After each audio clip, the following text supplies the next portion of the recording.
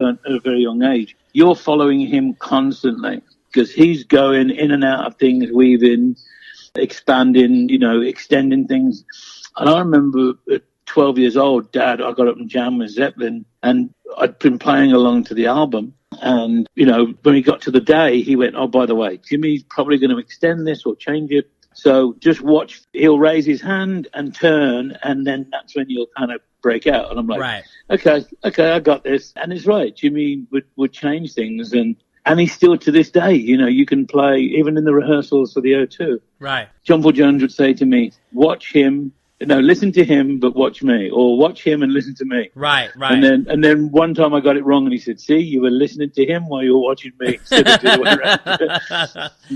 What does Plant and Page think about your Led Zeppelin experience? I don't know. I mean, I haven't spoken to Robert or Jimmy. Okay. In quite some time. So the last time I saw Robert, I remember his keyboard player saying to me, going. We were on tour. One summer we did a tour, and Robert was pretty much following around in the same venues. And the keyboard player said to me, he asks people, when they come to to see him, he go, were you here the other day for Jason?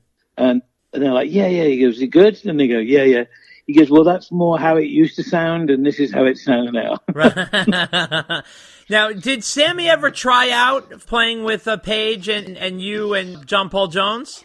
No, it's something we spoke about, obviously, when I got and played with Sammy. Right. He goes, oh, man, you should have called me at that. I said, well, as much as I knew you, I didn't really know you that well. Right. That back then, Sam. The people we got in, I mean, I had no idea about Steven Tyler coming in at the time. Right. I wasn't told. Right. But Miles was somebody that, believe it or not, I actually was in a movie with years and years ago called Rockstar. Right, yeah, sure. With so he plays like the replacement of the replacement, if you know what I mean, in the movie. And I didn't realize how great a singer he was until I heard him in his band. Alter Bridge was a new find to me, and then afterwards he said, I was in the movie with you. And I'm like, oh, really? That's funny. So I was the one that made the call to him. Oh, okay. Believe it or not, yeah. Right. So, yeah, I mean, and it was great. I mean, at the time, it was never going to be Zeppelin. Right. Once Robert said no, right, it was never going to be Zeppelin. It was going to be a new project. But it was a shame because the press kind of just hounded the thing and just kept. Right. Tony and Robert, Jimmy just said, forget it. That's just, we're never going to be allowed to, what we call it, to do anything. So. Right. So now, how do you feel about your role in the Circle? Are you enjoying your time in that band? Sammy is a very most positive person I've ever met. He is, without a doubt, just this whole vibe with him and everything, all the ideas that I throw out there, he's very open-minded. So I'm actually one of the only guys on this album that actually co-wrote some songs with him. Oh, wow. Which was amazing. That's great. That's great. The album's fantastic. Love the album. Thank you very much. Yeah, I love the album. Yeah. It was one of those things. Trust Fund Baby was an idea I was working on before. Right. And just recently, we've been doing the same again. We've been going in the dressing room. I have these drum pads set up. Uh-huh. And this is something I learned from Sammy. Sammy always liked to jam. Right. Before we went on stage. Sure. Now, I never used to play before we used to go on stage. Sure. And Sammy inspired me to actually, now I'm playing for 2 and a half hours before I go on. Wow. In the dressing room, I've got these drum pads. I sit up and I just play a catalogue of music. Wow. I'll then get the guys in and we'll jam like any new songs I want to play. Like today there's no rehearsals. Today is a dressing room rehearsal with the pads. Right. Yeah. Now, Michael Anthony said you guys have big plans for 2020. What are you guys cooking up? Well, if he hasn't made the announcement yet, I can't say anything. Okay. But this is for the for the Circle. For the Circle. And we are, at the moment, I think we start July 10th and finish at the end of September. Okay, all right. Are you guys still got new songs that you're going to record and stuff too? I believe so. I mean, at the moment, I know we've got some more live stuff different versions we've got coming up. And then, as I said, I think we're going to South America, which Sammy's never been to South America, believe it or not. Wow. So we're going to South America in March. Okay. Yeah. Are you going to put out a live album too? I believe so. Okay. All right. That sounds fantastic. What's it like playing with Michael Anthony? How do you guys lock in? Mike is the sweetest guy. I mean, for me, I went to Donington in 1984, which was the final tour with David Lee Roth. And to me, to look up at these legends that were on stage and then eventually be in a band with Mike, I still say on stage, I go, I own these people's albums with my own money. Right. And then when Sammy joined the band, I have vinyl copies of 5150 Sure. and OU812 that we used to listen to, and it's a small world. And so tell me, where is the Circle material headed? What kind of direction? The new material? It goes anywhere. There's never a kind of one way that Sammy wants it to go. I mean, in my head, I'd love to get into that riff-based stuff more than any kind of strum-based stuff. I'd love to come up with a kind of the next Black Dog or any of that kind of heartbreaker right. kind of vibe because it suits Sammy's voice so much. I mean, he's still got such a powerful voice. Right. And do you enjoy playing the old Van Halen songs? Oh, yeah. I mean, that's another thing. It's like I have the best job in the world with some of the greatest material ever written. Right. Not even the Van Halen, the Montrose stuff, too. Right. Things like Rock Candy. Sure. I have to step in the boots of some of the great drummers in the world. Denny Right. Massey, Alex Van Halen. Absolutely. Yeah. They did all the hard work. I just get to copy what they did, really. Is it true that Pound Cake is one of your favorites? Oh, without a shadow of a doubt. Really? Well, I do add a little skip in it. Really? I do play it more like if you imagine Pancake with the drums from the Immigrant Song. Right. That's more like how I play it. Yeah, So that's the truth. Right. I add that into it. So and it wasn't until I listened back to it, for fresh again recently, I went, oh wow, Alex played it much straighter than I'm hearing it as a kind of a going along, motoring along. What other Van Halen songs would you like Sammy to add to the catalog? Oh, Good Enough, definitely. Yeah. Track one, from and we jammed it once again. If you look on Sammy's post, yeah, I saw it on Instagram. Yeah, we jammed it in the dressing room, and that's on those pads, and that was the first time we'd ever done it. So things like that, any of those.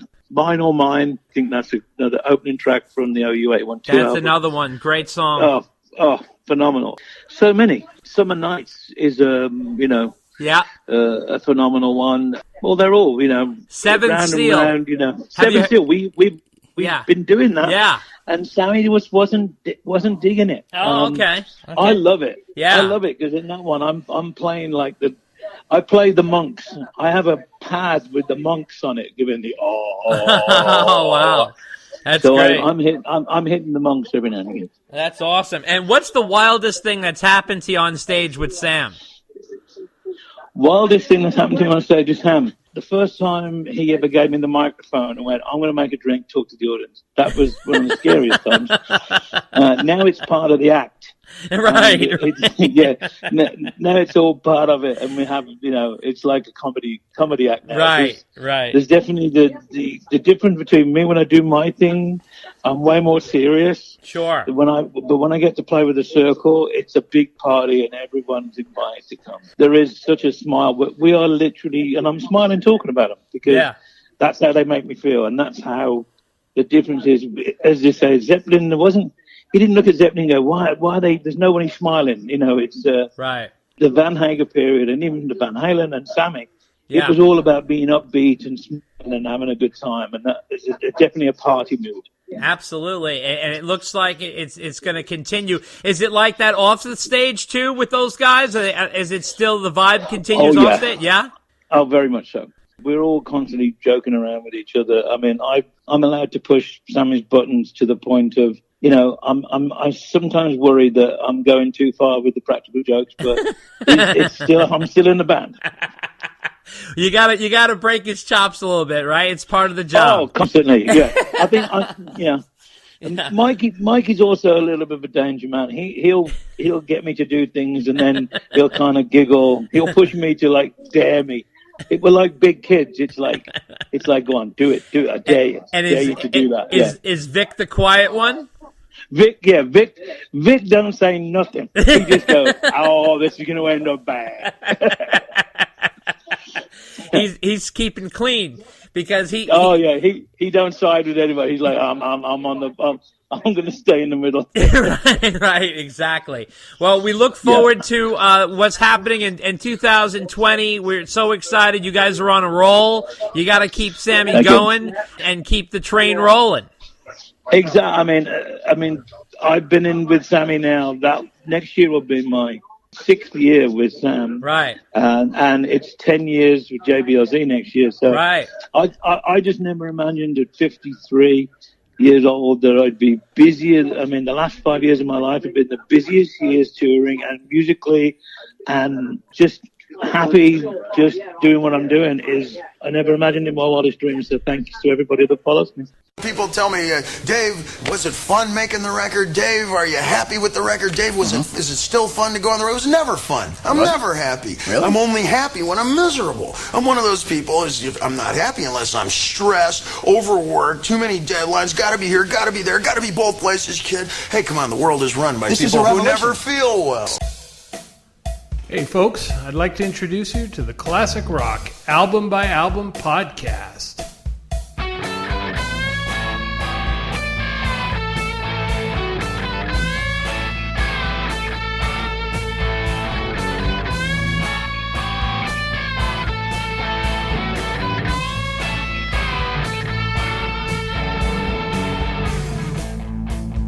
Welcome to the Classic Rock Album by Album podcast, where no stone is left unturned in the show's epic quest to review and dissect every single rock album ever made.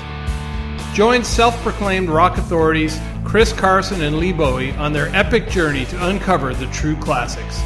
You can find the Classic Rock Album by Album podcast wherever podcasts can be found, including Spotify, Stitcher, Apple Podcasts, and Google Podcasts.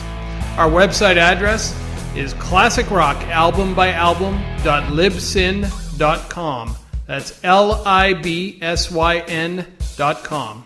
And we can be reached on Facebook at fb.me/Classic Rock Album by Album. See you soon from the Classic Rock Album by Album podcast. Hey guys, this is Darren Bristol, the director of Chicken Foot's Get It Up animated music video. You're listening to Dave and Dave Unchained. I think Van Halen can deal storm and thunder. Van Halen can go down to the beach with a sword in one hand and a torch in the other and still inject a sense of humor. I call Van Halen's music an entire pretense big rock. Like I said, it's a combination of the gypsy roving carnival, circus, daycare center, you name it. It's everything all wrapped into one. It's a big parade. It's very festive, you know. Ladies and gentlemen, we are at an incredible backstage green room here with... This is really incredible. It's good, though. Oh, that's right. It's pretty cool to me.